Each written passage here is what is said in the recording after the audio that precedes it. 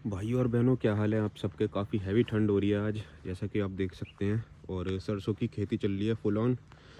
आज अपनी Kia Seltos लेके आया था मैं, तो सोच रहा हूँ आप सबको 10 ऐसी चीज़ों के बारे में बता दूँ जो कि इस गाड़ी में मुझे कहीं ना कहीं एक कमी की तरह फील होती हैं। कभी भी चला रही ये चीज़ें लगती हैं यार, भले ही बेस मॉडल है लेकिन 13.5 लाख रुपए की गाड़ी है, तो ये चीज़ें इसके अंदर होनी चाहिए थी। तो बिना टाइम वेस्ट करे मैं आप सबको बताना स्टार्ट करता हूँ। तो सबसे पहली चीज़ जो इस गाड़ी के अंदर मुझे जो ऑड लगती है, होनी चाहिए थी, वो है इन मिरर के अंदर। अब आप सोच रहे होंगे मिरर में क्या कमी है भाई, तो इंडिकेटर तो यहाँ पे है जो कि बेस मॉडल की पक्की निशानी होती है, बट कमी आ जाती है अंदर। अंदर देखो, मैं ये नहीं कह रहा कि इन्हें भाई अंदर से ही फोल्ड एंड फोल्ड करना है मेरे को, लेकिन ये क्या है यार, ये 13.5 लाख रुपए की गाड़ी में हमें डंडी मिलती है एडजस्ट करने के लिए। कम से कम यहाँ पे एडजस्टमेंट देनी चाहिए थी इस जगह पे। जैसे कि सोनेट ले लो, सोनेट में भी बेस मॉडल के अंदर एडजस्टमेंट तो मिल ही जाती है, बट ये किया वाले सेल्टॉस के अंदर एडजस्टमेंट भी नहीं देते हैं, डंडी पकड़ा देते हैं कि भाई इन्हें पकड़ो और हिलाते रहो तो और एडजस्ट हो जाएगा तुम्हारा।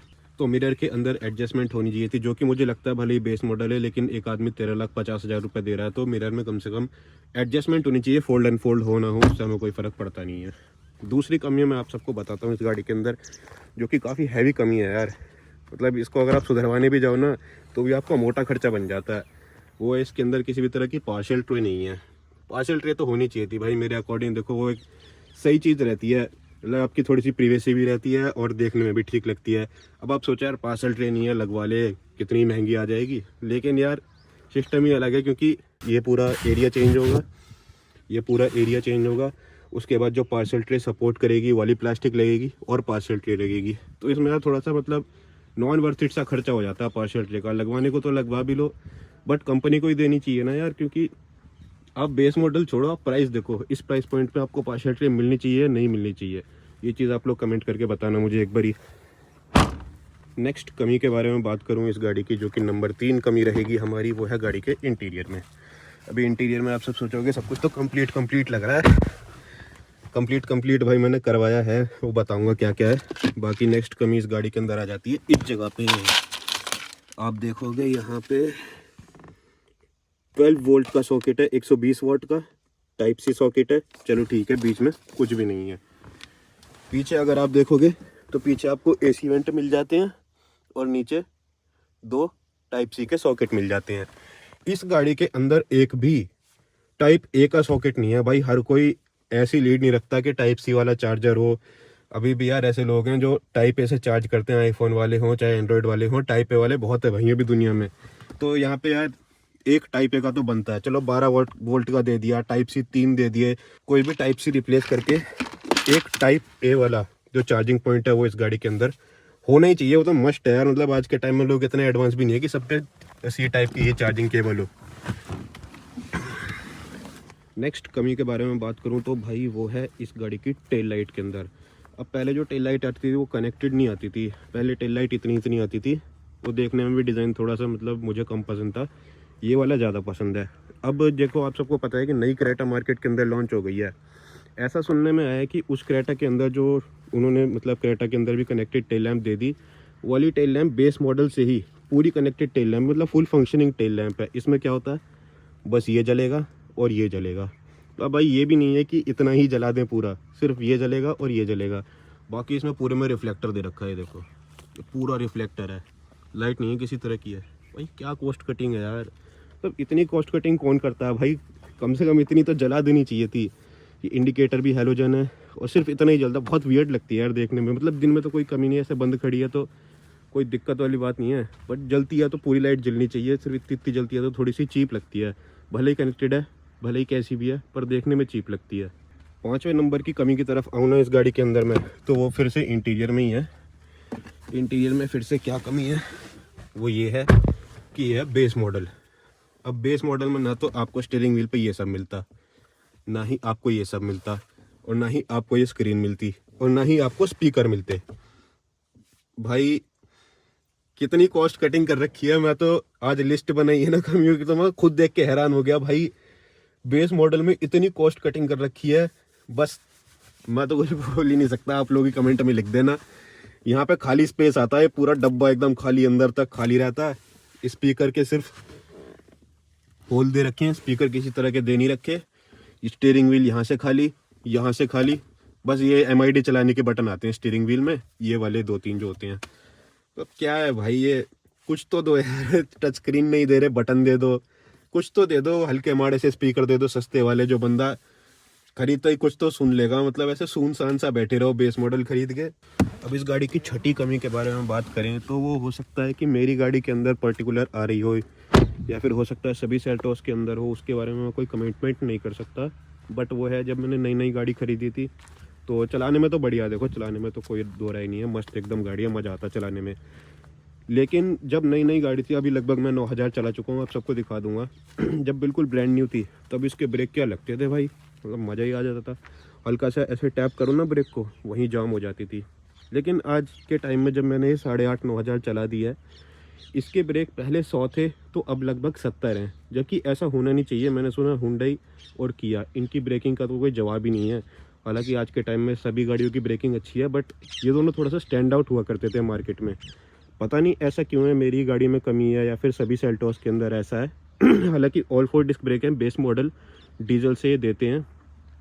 पहले ब्रेकिंग बहुत अच्छी थी, अभी मुझे ब्रेकिंग के अंदर डिग्रेडेशन या फिर किसी तरह की कमी फील होती है कि यार अब पहले वाला पंच नहीं रहा ब्रेकिंग के अंदर, पहले वाली बाइट नहीं आ रही। तो वो चीज़ देखते हैं क्या रहता है इसका। सर्विस में एक बार जब लेके जाऊंगा तो पूछूंगा भाई ऐसा क्यों हो रहा है। अब आपको नेक्स्ट कमी के बारे में बताता हूँ इस गाड़ी की, वो भी इंटीरियर में। नेक्स्ट कमी है भाई इस गाड़ी की इन बटन्स के अंदर। अब आप बोलेंगे बटन तो सारे सही हैं, बट कमी ये, आप एक बार को ना इस चीज़ को साइड रख दो कि ये बेस मॉडल है, आप एक प्राइस पॉइंट लेके चलो कि ये 13,50,000 रुपये की गाड़ी है। 13,50,000 में क्या नहीं आता है, आज के टाइम में सब आ जाता है। 1 टच विंडो नहीं है ना, ड्राइवर की भी नहीं है, बाकी तो 3 में क्या ही एक्सपेक्ट करूं। ड्राइवर की कम से कम 1 टच विंडो होनी चाहिए थी। एक कन्वीनियंस वाला फीचर रहता है ना, वो इसमें मिसिंग है। चलो खैर, ये तो मैं इतना बड़ा कोई वो भी नहीं बोलूँगा, ठीक है चल जाती है, बट होती तो और अच्छी रहती। अब नेक्स्ट कमी के बारे में बताता हूँ, वो है इस गाड़ी के रियर पैसेंजर्स के लिए। अब भाई रियर पैसेंजर्स का यहाँ पे ध्यान तो बहुत रखा गया है, ये सब दे दिया, हवाबाजी वाला फीचर, AC वेंट दे दिए। हालांकि एडजस्टमेंट नहीं है, एडजस्टमेंट होनी चाहिए थी। 2 टाइप सी के यहाँ पे चार्जिंग पॉइंट दे दिए, स्पेस दे दिया फ़ोन वोन रखने के लिए। बट ना तो ये अपने वाली ये हेडरेस्ट एडजस्टेबल है, ना ही ये वाला एडजस्टेबल है, ना ही इस सीट के अंदर आर्मरेस्ट है। चलो कप होल्डर तो मैं बोलता ही नहीं कि उस आर्मरेस्ट में डालो, एक आर्मरेस्ट छोटा सा इसके अंदर होना चाहिए था रियर पैसेंजर्स के लिए। और ना ही ये सीट 60-40 स्प्लिट रेशियो में है। तो यहाँ पे तीनों ही फैक्टर मिसिंग है, जो कि मुझे लगते थे एक तो होना चाहिए था, या तो ये एडजस्टेबल होने चाहिए थे, या तो सीट 60-40 फोल्डिंग में होनी चाहिए थी, या फिर इस सीट के अंदर आर्मरेस्ट होना चाहिए था। भले ही उसमें कप होल्डर ना होते वो चल जाता, लेकिन ये तो होना ही चाहिए था, मेरे अकॉर्डिंग तो होना चाहिए था भाई। बाकी आप लोग कुछ भी कहते रहो कि तेरा बेस मॉडल इतना क्या क्या लेगा, लेकिन भाई होना चाहिए था। और एक चीज़ बताऊं, अब देखो यहाँ पे मैगजीन होल्डर भी नहीं है, खाली स्पेस है। ये तो होना चाहिए था ना। इतनी कॉस्ट कटिंग कर रखी है भाई बेस मॉडल में, मतलब बस गाड़ी से उठा के दे दे कि ये लो चला लो। अब मैं आपको 9 नंबर कमी के बारे में बताता हूँ। जो 9 नंबर की कमी है ना इस गाड़ी के अंदर, वो खैर चलो इतनी बड़ी कोई कमी तो नहीं है। वो ये है कि इसके अंदर आपको मिलते हैं गुडियर के ट्रिपल मैक्स 2 टायर। अब टायर की क्वालिटी और अच्छी मिल जाती तो कस्टमर सेटिस्फेक्शन थोड़ा सा और बढ़ जाता। हालांकि ग्रिप के मामले में तो ये भी ठीक ठाक हैं, तेज़ चला लो धीरे चला लो, ग्रिप तो ये भी ठीक ठाक दे दी, मतलब काम तो ये भी चला ही रहे हैं। बट टायर अगर हमें थोड़ा सा और अच्छा मिल जाता, मिशलिन या फिर अपोलो टाइप, तो फिर सेल्टोस की तो फिर बात ही बन जाती। अब एक लास्ट नंबर 10 इशू के बारे में मैं आप सबको बता देता हूँ। वो मैंने पर्सनली फेस करा है, और उसका फर्स्ट सर्विस पे मैंने बोला भी था कि ठीक कर देना, उन्होंने ठीक कर भी दिया। बट वो इशू फिर से उमड़ के सामने आ गया है। जब ये गाड़ी मैंने नई ली थी ना, तो डे 1 पे इसकी अलाइनमेंट ख़राब थी। डिलीवरी लेने के बाद मैं घर तक ले जा रहा था, उसमें मुझे फील हो गया था कि हाँ भाई इसकी अलाइनमेंट ख़राब है। तो वहीं पे मैंने जिससे गाड़ी ख़रीदी थी उसको मैंने फ़ोन करा कि भाई इसकी तो अलाइनमेंट ख़राब है, अब क्या करना है। उन्होंने बोला कि ले आना भाई, सर्विस पे कर देंगे, कोई दिक्कत नहीं है। मैंने कहा चलो ठीक है भाई, अब कह रहे हैं इतना तो मान लेते हैं, सर्विस पे कर ही देंगे। मैं लेकर गया सर्विस पे, इसको लेकर क्या गया, उनके पिक एंड ड्रॉप सर्विस थी, वो लेकर चले गए। मैंने कहा ऐसे ऐसे इसकी सर्विस कर देना और इसमें अलाइनमेंट का इशू है वो ठीक कर देना। उन्होंने बाकायदा ठीक कर दिया, उस चीज़ में उनका चलो मैं कोई फॉल्ट नहीं मानता, बट ठीक करने के बाद अब फिर से इसमें अलाइनमेंट का इशू आ गया। ठीक करने के बाद क्यों आ रहा है, लेफ़्ट की तरफ भागती रहती है, हल्की माड़ी स्पीड पे चलाओ लेफ़्ट की तरफ भागती रहती है, 40-50 पे ही भाग जाती है। तो ये चीज़ मुझे समझ नहीं आई यार कि ठीक कराने के बाद फिर से अलाइनमेंट का इशू क्यों आ गया। अगर आप सबको इसके बारे में कुछ पता हो तो कमेंट में बता देना भाई, हमारा सोल्यूशन हो जाएगा इस प्रॉब्लम का।